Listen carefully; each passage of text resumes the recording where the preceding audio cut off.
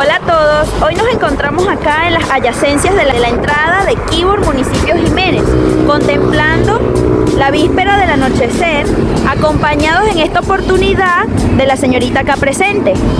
Hola a todos, mi nombre es Daily Ramos, estudiante de tercer año de Derecho en la Universidad Valle del Rosario.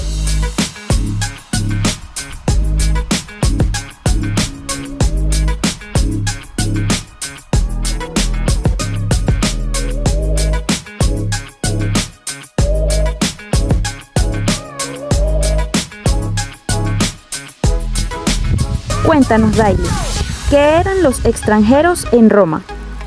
En el contexto romano, los extranjeros eran personas que no eran ciudadanos romanos. Estos incluían habitantes de otras naciones, pueblos aliados y otras provincias. Ahora cuéntanos más sobre cómo era el derecho de los extranjeros en Roma. El derecho de los extranjeros en Roma, conocido como ius genti en latín o derecho de gente en castellano, se refería al conjunto de principios y normas que regulaban las relaciones entre ciudadanos romanos y los extranjeros. Continuando con esta entrevista, ahora cuéntanos más sobre cómo era el comercio de los extranjeros en Roma. Bueno, los extranjeros en Roma podrían celebrar contratos con ciudadanos romanos, pero estos contratos estaban sujetos a la legislación romana. Ahora, por último, pero no menos importantes, los extranjeros gozaban del mismo derecho que los romanos. Aunque los extranjeros no eran ciudadanos romanos, tenían derecho a la protección legal. Esto significa que podían acudir a los tribunales para resolver disputas. Sin embargo, la naturaleza de su protección era diferente. Excelente, Daily. Información increíble y muy curiosa para así aprender más de este tema. De esta manera dejemos más contexto a continuación de la mano de la señorita Gabriela Sánchez. Para reforzar el derecho romano es la base de muchos sistemas jurídicos modernos y ha influido en la formación de las leyes en diversas culturas a lo largo de la historia. En este video abordaremos varios temas fundamentales del derecho romano, tales como ius gentium, los derechos de los aliados, la liberación y ciudadanía, la inclusión de extranjeros en el ejército y las diferencias regionales y su aplicación. Ius gentium, el derecho de gentes. El ius gentium se entiende como el derecho de gentes o derecho internacional en la antigua Roma. Era un conjunto de normas y principios que regulaban las relaciones entre los diferentes pueblos y naciones. Se considera un derecho natural que debía ser respetado por todos los pueblos, independientemente de su cultura o sistema jurídico. En tiempo pasado, cuando los romanos establecieron relaciones comerciales con los cartagineses, se aplicaron principios del ius gentium. Esto incluía el respeto por los acuerdos comerciales, la protección de los ciudadanos extranjeros y la resolución de disputas mediante la mediación pacífica. Derecho de los aliados. Los aliados de Roma, conocidos como soci, eran pueblos que mantenían una relación de cooperación con Roma, pero no disfrutaban de los mismos derechos que los ciudadanos romanos. Los derechos de los aliados eran limitados y variaban según la naturaleza de la alianza.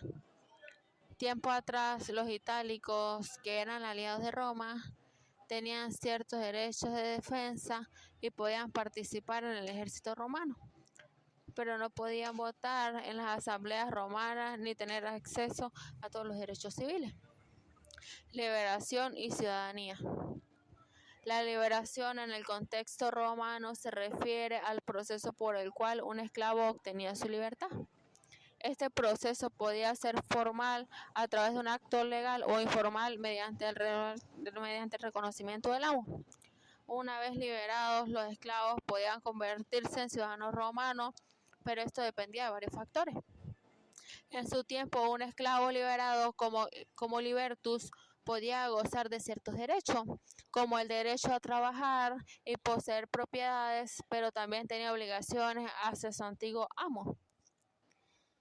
Extranjeros en el ejército.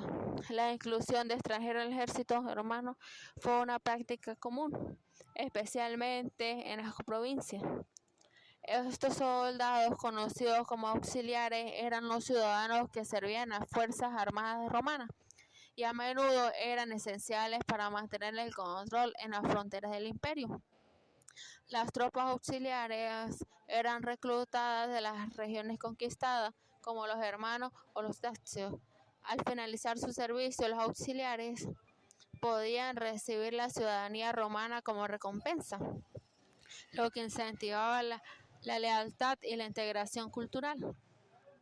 Diferencias regionales. El derecho romano no era uniforme en todo el imperio.